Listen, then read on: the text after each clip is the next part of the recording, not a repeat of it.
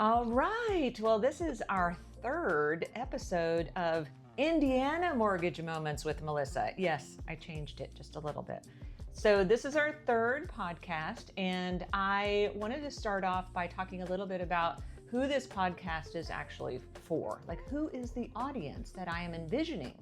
It is any type of home buyer, so first-time home buyer, move up, investment buyer, but it's also for the younger realtors that are starting out or the newer loan officers that are starting out. So pretty much all of our community, basically, and trying to find experts in the industry to come in and share their knowledge. That is my primary goal. And I tell you what, today I have one. I'd like to introduce you to, oh, by the way, like and subscribe so that I can have at least 2 subscribers. Like and subscribe, I'll feel validated, and it will also help us to build our community, which is so important to me.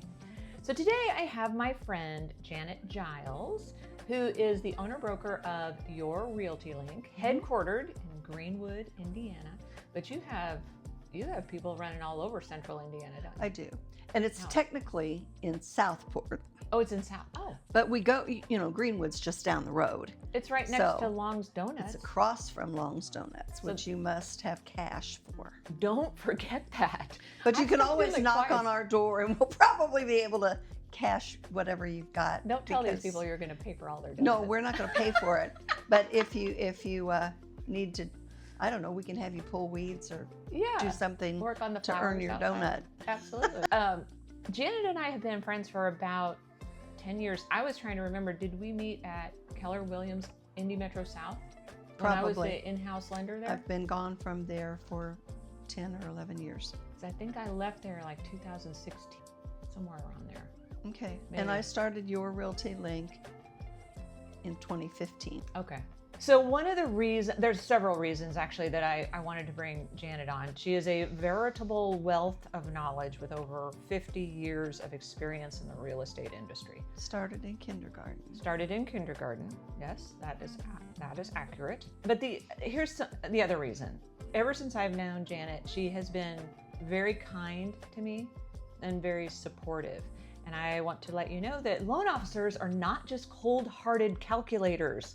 We actually have feelings and emotions. And so that's a really big deal. And deals can get challenging sometimes. And working with somebody who has a level head and who's willing to figure out a solution on both sides of the, both of us, lenders and realtors, is so important, because not every one of them sails through without a single problem. So that's a big deal. Do any of them? A single problem. I don't know of that. I don't know of one. So I did write a few questions. Are you ready? I'm ready. Okay, so the first question. All right, Janet, let's go back to the beginning. Let's get in our little time machine. I'm gonna have to add some sound effects for that. Good. Tell us about the moment you realized real estate was something you really wanted to do. I had been working for attorneys, doing a lot of contract things for a few years. And I actually bought my first house in 1969. And so I had a little bit of experience, and we bought another house in 70. And then we were ready to move to the north side, and we bought a house. And I was really disappointed with the questions that were asked and a couple of the results of things. And I thought I could do it better. I thought you said you were 11 when you tried to buy your first house. Oh, yeah, I did. I tried that. Really stupid, but I do remember it. It was like yesterday. My parents loved to move. There was a time when I went to 9 schools in 5 years. Yep, I can identify. And, yeah. So I was 11, and we'd moved around a couple of times, and my dad said, well, we might think about buying a house. So this is back in a long time ago, and I saw a sign in a front yard, really just off of Madison Avenue, and close to Manual High School, which has changed a lot in the years. And I thought, oh my gosh, I could go to school right there when I grow up. And so I called the realtor, and I was 11. She obviously could hear that I wasn't too much of an adult yet, but I wanted to know how much the house was, and my dad had said, we can buy up to $12,000 to an 11-year-old back Oh my goodness. barely in the 60s. I thought, wow, that's a lot of money. I can't buy a refrigerator for $12,000 now. And so I ended up calling this agent, and it was a woman, and she finally said, she says, that house is 17.5. And I was just baffled because I thought, how on earth can that be that much money if my dad says we can afford 12? I mean, what's going on? And so anyway, I talked to her, and she finally said, how old are you? That's funny. And I remember this so well. And my dad took me to this drive-up root beer stand, and we talked about it. Mm-hmm. And, you know, I knew we couldn't buy that. So that's when you decided you needed to be the realtor? Well, to handle it these? wasn't quite there, but I was very enthused that people could do such a thing. I'm still stuck on $12,000 for a house. Oh, well, wait. Actually, the first house I bought was in '69, and I paid $12,500. I'm having a bit of... I was very young. I'm trying to wrap my mind around this. Yep. But yes, so things have changed a little bit. A little. Just a little bit. So, all right. So I actually have a friend who is thinking about becoming a realtor. And that's why I wanted to put this question in here. Mm-hmm. But it's for all of the newer people starting out. So if you were starting out as a brand new realtor today, God forbid, right? What would be the very first thing you would focus on now, today? Okay, well, I can tell you because I have close to 20 agents, and 3 are very new. And I said to each of them, when I asked them why they wanted to be in real estate, I pray when I ask somebody that they don't say, it's because I love to look at houses. No, I love the deal. And I kind of think there is an art to real estate, and the art of the 100%. deal. And so we talk about that, and I tell them it's all in the negotiations, and it won't be easy.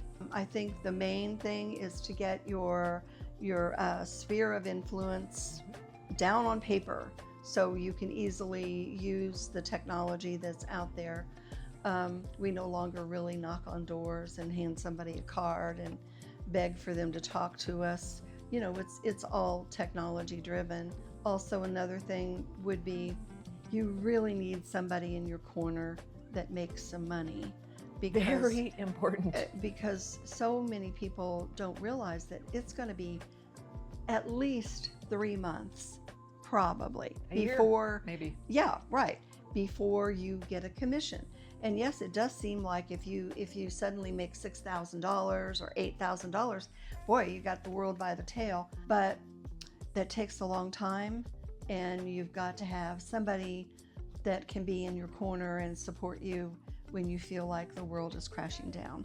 That's exactly the same for us as loan officers, Right. 100% commission. And I am, very, very, very lucky to have a loving, supportive husband who makes some money. Right.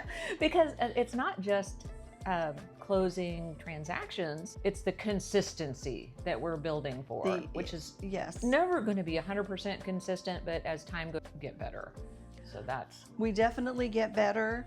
And I think that so many people start out in real estate with the idea that they're just going to make $1 million, right? And it's really hard to get through that first couple of commissions. And I think another point that I would like to tell somebody new is, use your principal broker, use your other agents in your office for mentoring. If you're not with a firm that a lot of big companies say they have wonderful training, and they do, but so many of them charge for that training along the way, and if you're not making money, you don't want to pay for that. Right. But always have your principal check your work. We are not attorneys, and we're not supposed to practice law, so our forms in Indiana especially are great, but you do have to fill in the blanks, and filling in that blank can make or break a deal. And so have somebody review it in the beginning, and don't be afraid to ask for that help. That's what we're here for. The principals or the mentor in the office, whatever you want to call them, we make money off of you. We take some of your money when you get paid. So it's a fair return that we help you get through it. That's a huge, very important point. So I have done transactions in the past with newer realtors, and I can see that we might have an issue on the purchase agreement, but because I'm not a realtor and I'm not an attorney, I can say, are you sure that you want to check this box? Is this the box you're sure you want to check? And I honestly, honest to goodness, like, I don't really know. I think I know. I think like, well, this makes the most sense. But I've only like seen 10,000 of them with this box check. Exactly. But going back to your mentor, like you were saying, is vital because it is a legally binding contract. I still have to say that mistakes are made, and having someone check it is so important, and you shouldn't be embarrassed by that. Also, another thing that people do when they're brand new is they only see the big bucks, and they don't understand that several times a year the IRS would like to get a little bit of that money. And they don't save for anything like that. A deal is not done until you're handed your check at the closing table and everybody has signed and the title company says we're done. Otherwise, you could have somebody walk away right at the closing table and you're thinking, oh, my mortgage was due 5 days ago and I'm just waiting on this commission and now it's gone. So, well, there's so many other fees along the way to be, to present yourself professionally, especially if you're listing a home. There's advertising and there's staging and there's pictures and now there's drone footage and on and on and on and on. And that's all money out of your pocket before you earn your commission. Correct. So there is a lot of planning that is super important. And I've seen the other thing where you earn your first commission check and it might be a big one, so $8,000, $10,000. Right. And then you're shocked that there's not another one immediately behind that. Right. It could be a little while. It could be 2 to 3 months. So I tell people, if you've got support, great. If you don't get into this business full time until you have a 3-month cushion. Yep. And I don't mind part-time people. It's fine. I think everybody has different periods in their life. Maybe you go through a divorce, maybe you have children. Right. There's different reasons why you still need a little bit of a paycheck every week or two. Absolutely. And that's understandable. We may have covered this question. What's the biggest mistake you see new realtors make over and over again? And what advice would you give them to avoid it? So the biggest mistake. Kind of the exact same thing we just talked about is not asking for a review of what you wrote. And I would so much rather you ask me something than get it wrong, because getting it wrong can lead to other issues. Yes. And having put a little bit of money back. I think those are and do your sphere of influence is all the same question, really. Yes. I had breakfast with a group of realtors last Friday, and you didn't invite me. You're right. You want me to come here and do this podcast, but you didn't take me to lunch first. MG. All right, anyway. So there was a lady who is brand new, and we were talking about her sphere. And it was really interesting because she talked about all of these different people that she had in her life, that were considered her sphere. And then she brought up the fact that she used to be a teacher. Oh. And I said, that is a huge pool. Those are great realtors. Yes. They're great realtors, and it's a great sphere of influence. Yeah. So we have to kind of open our mind and talk to people. And I think mentorship is just gigantic because it helps you see things that aren't necessarily there. I have a mentor here in the office. I'm trying to get her on the podcast, but she's very elusive. Oh, let's see. Okay, so this one is big because you've been around for a while. In your opinion, what separates agents who are still thriving after 20 years, 30 years, 40 years, 50 years, from those who crash out after 2 or 3. Sometimes you just have to get up and look in the mirror and say, I'm awake, what am I going to do today? And I think that's consistency. It's knowing when to walk away from a deal.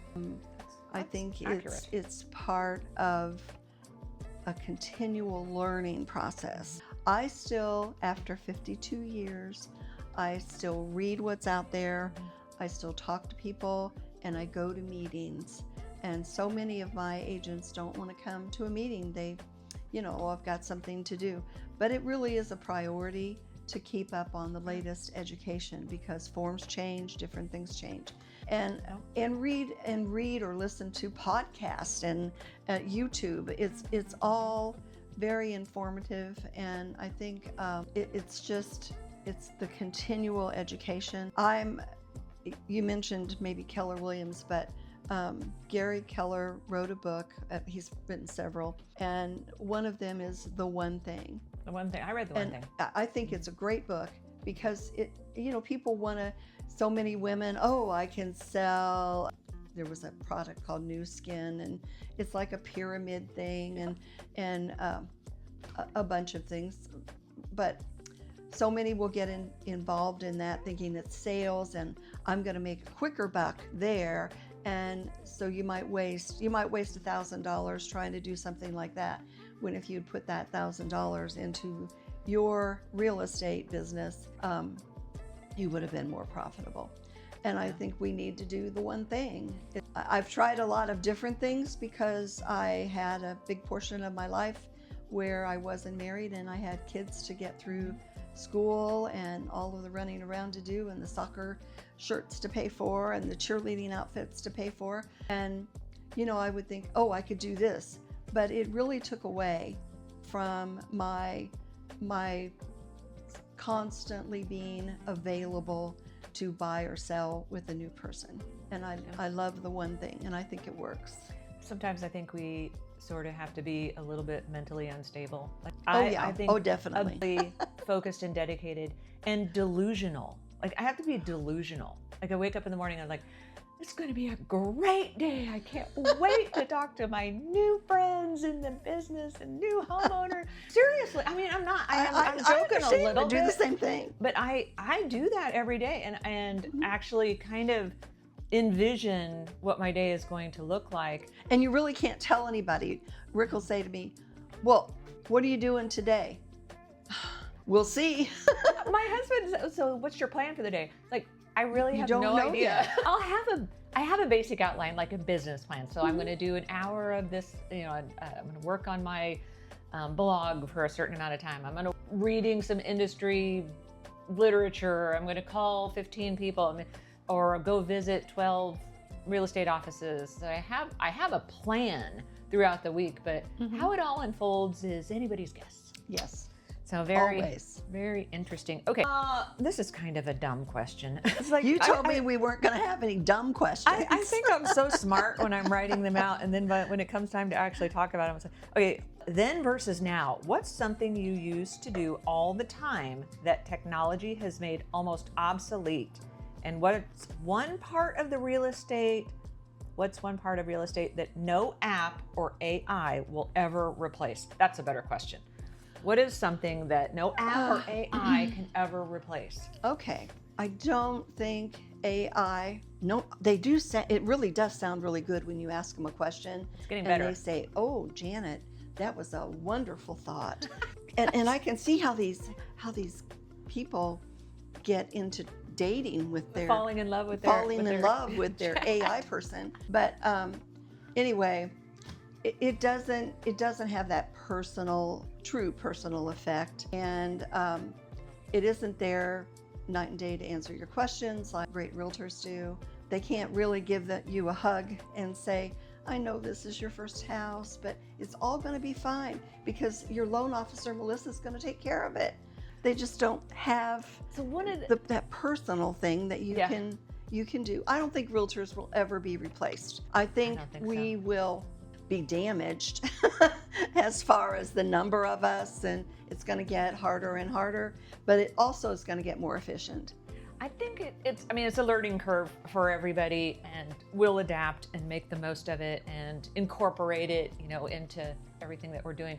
One of the things that I've noticed with so I use Chat GPT. I just started there, and then it was too late to switch because I had so much, information that was already stored, so it was getting to know me. But one of the things that I've noticed is it's always very positive, and Yes. it's always telling me, like, that sounds like a really know. good idea. So it makes me wonder, like, maybe we need some people in our life that's like, oh, what? You're gonna do what? Really? Are you serious? I mean, don't you think you kind of need a couple people that'll just say, look, that's a dumb idea. Like, I think my husband is good at that. my husband does that too. Oh God. Well, I have some coworkers that It's more not be what happy. you're going to do, but you did what. That is kind of the thing. It's like, oh, I'm always right. I'm always on the right track, which is it makes you feel good. But then I'm like, I don't know. So, Well, AI can't fix a mistake, nope. and your experienced realtor can. Correct. It's very good, very good, very good. All right, we're getting close to the end. Getting Oh, close don't to worry. The end. I can You have more? talk more. Okay. So buying a home is definitely a team sport. What do you look for in a lending partner, and what qualities make working together a win-win for everybody? First, they must wear these beautiful hoop earrings. You know what they say, the bigger the hit. Never mind. No, don't go there. I did not say that. No, you didn't. Actually, I just want somebody who follows up. Yep. And lets me know, lets my buyer know. If the buyer gets afraid of something, I want my buyer to be able to call the lender and actually reach them within 24 hours, a reasonable amount of time. 24 seconds is about what we get. I know. Usually. And you really, but I've had lenders who are very bad about Shocks me. communicating. Yeah. And that's all somebody wants, is just to know real quick. And I love texting because I feel like then you don't get into a half-hour conversation on how your dog is. You get the question out there and get an immediate answer. But I do think that a good personality is really important, and having some empathy and Yes. being able to convince and make your buyer feel confident that they're getting good service. So, speaking of the empathy, there is one story I'll never forget it. I'll never forget it. So I bought my first house. It was actually a 3-story condo in Anchorage, Alaska, in 2004, I think it was. So it was my first house, and my son was 4 or 5, and we had been through a lot of stuff. So going to that closing, and back then it took like forever. Now it's pretty quick and seamless, but I cried. Like, I signed the last of the paperwork and just cried. It's like, I have a home for my son and myself, and I can start to, build something and save something. And it was, funny enough, it was like one of the only homes where I sold it and made out like a bandit, but the rest of them was just like, eking by. But it is very emotional, especially if it's your first time. Everybody's situation is a little bit different. But I think even if it's your second or third, it still can be emotional because of what's going on in your life. Was there a transit? Oh, yeah. Did somebody pass away? Did you get a divorce? Did you get married? Did you have more children? I mean, it's always a big deal. The ones I closed the other day, I asked the little girl, I said, so do you have dogs? And she said, I have 1 dog, but now I can get 2 because now we have a yard. I was like, that's the kind of stuff that makes my heart happy. Yes. Me too. Anyway. But that's why I love the business, because of that. Yeah. And my husband says to me sometimes, quit trying to fix everybody else's problem. That's not your job. He keeps telling me that's not my job. I thought that was our And job. I'm like, I'm not even going to tell you anything anymore, because it is my job. I want to get that.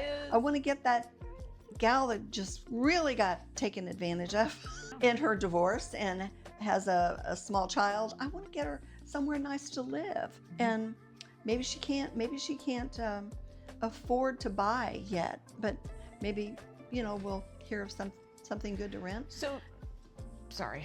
No, Now that's okay. I'm just jumping in. That's okay. This is bringing up something that I've been thinking about for a long time. And it was something that I had to kind of come to terms with. When I first started out, I had this mindset that I'm in sales and I have to, so many numbers and so many of this. But here's the thing about it. It was not sustainable emotionally and spiritually.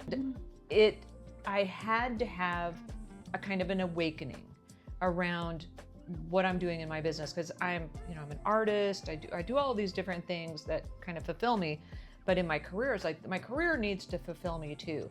And when I made that transition from I'm just closing loans and crunching numbers to I'm helping families, it changed everything about me. And I still kind of suspect, especially with first-time home buyers now, that they see us possibly, and there probably are some of us like that out there. You're the psychologist. We're a little bit of everything. We're the financial planner. Yeah. The psychology major, for sure. Marriage counselor. Marriage counselor. We don't want to be, though, especially when yeah. I know. That's true. Yeah, so it had to become very personal for me. I think to sustain it. think great realtors are personal. They get involved with the person. Mm-hmm. You want to get to the closing for their sake, not for yours. Mm-hmm. And I do think during a period of time, we're talking 50 years, and during a period of time when I was suddenly divorced and had 2 kids to raise and doing all of the things, it was really, really hard to just think I'm a great salesperson, right? Because you have to do everything around your life, and back then, when days were young, technologies had 2 big times. We were, we went from the 60s of just buying a home and qualifying. You could walk into a bank, and if they knew you, you knew you could get the loan. Right. Now it's not really as personable as it used to be, because we don't really know the people that call us. And for instance, when I first started in the business, we had to print our listings. We had to type them out and on a form, but it was on a mimeograph machine. I don't know what that is. Green, they're real stinky. I'm only 32. Yeah, I know. And you would crank these things out, and you get these sheets, and then you get in the car and drive up Broad Ripple Avenue, and you drop off 5 in each real estate office, because we didn't have the internet. We didn't have any kind of connection. We didn't have lock boxes. We didn't have a showing service that would set our showings. And then so that was difficult back in the 70s and 80s still. And then it kind of started getting a little bit more technical at the end of the 80s. And by the end of the 90s, we had the internet boom. And so that was a humongous change in how realtors did things. And then by 2000, we had a lot of that. 2007 and 8, we went through so many issues of financing. So we did. It runs parallel to not only what's happening in real estate, what's happening in the world. And I think you have to learn that you just have to go with the flow. You have to go with the flow. I started on abacuses and stone tablets. Is that what happened to mine? Did you steal them? God. Oh my goodness, we're drifting. We're drifting off track. So I do want to share, like, the most important thing about Janet, besides being a great realtor and knowledgeable and conscientious and kind, the most important thing is her and her husband raised chickens and honeybees. Honey. And if you know me at all, you know how important that is to me. And if you don't know me, now you do. So there we go. I do think we might need to wrap it up. Is there anything that you would like to share of extreme importance? No, maybe another time. You'll do it again? We can do it again, and then I can tell about all the funny things that happen, because realtors should write books. Have you thought about writing a book? I've written a book. You wrote a... Oh, that's right. I've had 2 books. That's right. I've written 2 books. Did One you is send called me the book? No, Moving 101. Okay. And I'm in the process of revising it because some of the things are outdated. That happens. And then I wrote one, what was the other one? Something with friends, Timeless Friends. And it was all little short stories. So I don't have those books. Are Well, they on no one Amazon? does. Are they on Amazon, or can you download them somewhere? What was it? What's the other thing? They're not. It's not. I Yeah, Kindle? it is Amazon. It's probably or It's Amazon Kindle. now. It's on Kindle, Amazon. Okay. Mhm. So send me the titles and then I'll look them up. Okay. It's been years. That's okay. I think they're still around though. I'm sure they are. Yeah.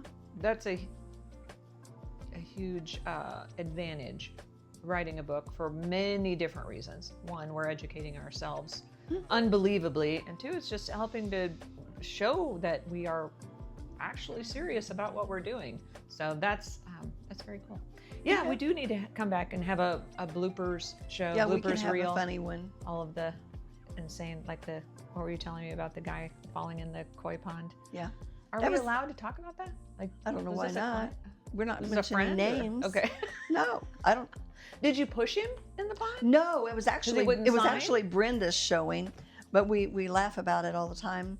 Aw. It was the winter time and the snow was pretty deep and it hadn't been shoveled off anywhere, and she walks up and this koi pond is right in the front of the porch. It was really in a bad location, and of course there were 3 people, so he kind of took a step back and he broke through the snow and the ice and went into the koi pond. And then he had some gym clothes in the car, thank God. That's good. And he didn't get hurt, but he We was all cold need for a gym while. clothes. Yeah, I've seen a few things. Have We've you ever shown a seen a house where they few. found a body in the freezer? Not in the freezer. We had one in Alaska. Oh, well, that's So, Alaska.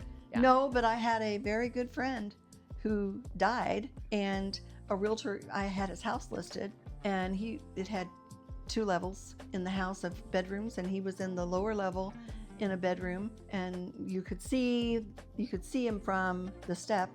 But I got a call that an agent wanted to show the house, and she said, there's a truck in the driveway. And so anyway, she gets in. I said, go ahead and go in.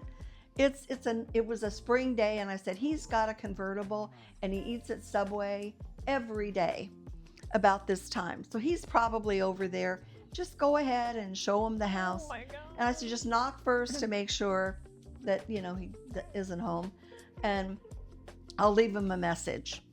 So I do all of that. She knocks on the door, goes in. It had a different level, and they didn't like it was at Geist, and they didn't really like the back, the way it went down to the water.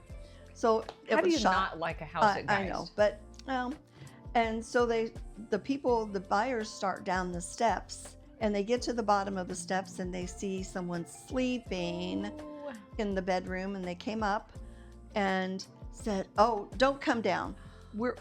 This isn't the house for us anyway, and he's sleeping. And so they said, okay. So they leave, and that night he was a very good friend. And that night, his brother-in-law calls me and says, so-and-so had passed away, Oh, wow. and they found him asleep. And I'm like, what? And then I was very upset. So I hung up pretty quick, Understandably. and I did not think about this at all. About the showing? Yes, until the next day when the agent called and gave me feedback. And she said, I did want to tell you that he was home. And I said, what? And sure enough, but I always say he got the last laugh. Yeah. You know, he probably Aw. was sitting up there looking and thinking, ha ha, you let him in. Yeah, there's some stories that can I be said, told. please tell me they hated the house. I don't want them to want to buy the house. Okay, We're done. We are going to, I think, have to wrap it up. So Okay. thank you so very much. You're It was just a welcome. pleasure. And before we end, and it sounds kind of funny that I need to say that, but I do need to say that. And also, blow your mind and entertain you. It should be really, really fun. So thank you so much for joining us today. And that's it. Voila! Okay, goodbye all.